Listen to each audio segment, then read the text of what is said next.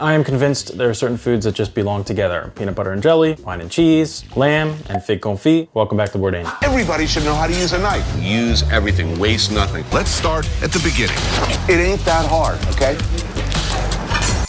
Hope you're doing well. Welcome to my kitchen. If you're new here, I am cooking through Anthony Bourdain's layout cookbook. I forgot to bring that up in time. For what I thought was the longest time, tournedos, but no, it's tournedos.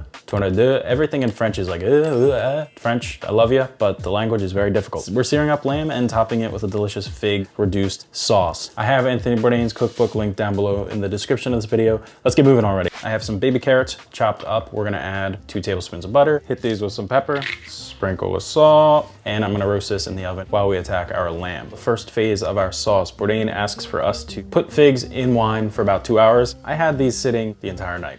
Ooh, yeah. Real quick, these are dried figs. They honestly taste like fig Newtons. And fig Newtons, smack. And fig Newtons, smack. It's true. My only gripe with dried figs is there's this little bit, it's kind of like the stem, and you have to get that off. Other than that, quality snack. Back to it. We're gonna bring these up to a boil. Once they come up to a boil, they're gonna go off the heat.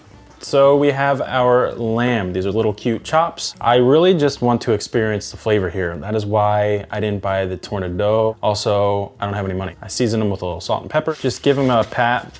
We're gonna bring our oven up to 375 and we're gonna sear these bad boys. Add our oil. You can tell that's getting real nice and sexy hot because it's shimmering. Where I've been deviating a little bit with Bourdain is I don't really add the butter right from the get-go because it burns. So maybe even add just like a little, just like a squidge. It's like an interesting balance I found when searing with butter because it is going to caramelize eventually. But the key is to combine that caramelization with the Maillard reaction. If you get a lovely golden brown butter, game over, like nothing you've ever experienced.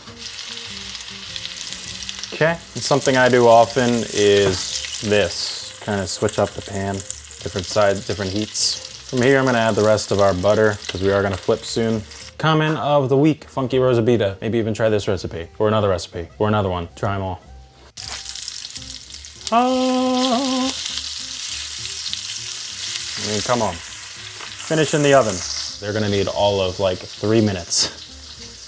So I do wanna show you how I made stock from scratch-ish. Bourdain has a section in the beginning of the book where he shows you how to make demi-glace, but also how to kind of cheat and make some delicious lamb stock. So let's go back yesterday and I'll show you real quick how I did that. We begin with a medium saucepan over medium heat with about a tablespoon of avocado oil. Then going in with lamb bones, which were dirt cheap at the ShopRite I was at. Season with some salt and pepper, and we are going to cook these for about 5 to 10 minutes till we have serious browning with a nice fond on the pan. Removing the nicely browned bones, we are going to discard most of this oil. We now deglaze with about half a cup of red wine, really just to get up all these lovely bits. I noticed the pot was almost ripping too hot, so I take it off for a little bit and return scraping it off with a wooden spoon. Now we add about 3 to 4 cups of purified water, and this is when we get crafty, emulating what would be a stock that takes hours to cook with a tablespoon of demi-glace, 3 cloves of garlic, some thyme I had sitting in my freezer, that's why it looks so weird, a little inner part of a leek, and we add the bones back to the pot, reserving some to try.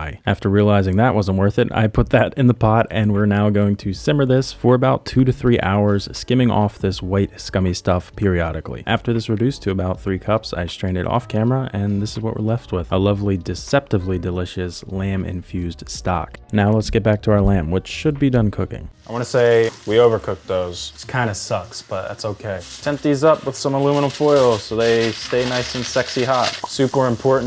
Remember how hot the pan is when pulling it out of the oven. Add the chopped onion to the hot sauté pan and cook over medium heat until soft and caramelized. Stir in a teaspoon of flour and cook for 2 minutes. Remove the figs from the wine and using the wooden spoon, stir in the wine into the pan, scraping up any good brown stuff from the bottom. When the wine has reduced by half, add the stock and the figs. Bring the mixture to a boil and reduce until it coats the back of the spoon. So that is reducing. If you'd like, think about joining my journey, subscribing, it supports me big time. Maybe help out with the dishes. Let's plate this thing. Add any juices accumulated from the cooked lamb and whisk in the remaining tablespoon of butter, chopped mint, seasoned with salt and pepper, and vinegar. Arrange the meat on the serving platter and spoon over the sauce, making sure there's a fig perched atop each piece.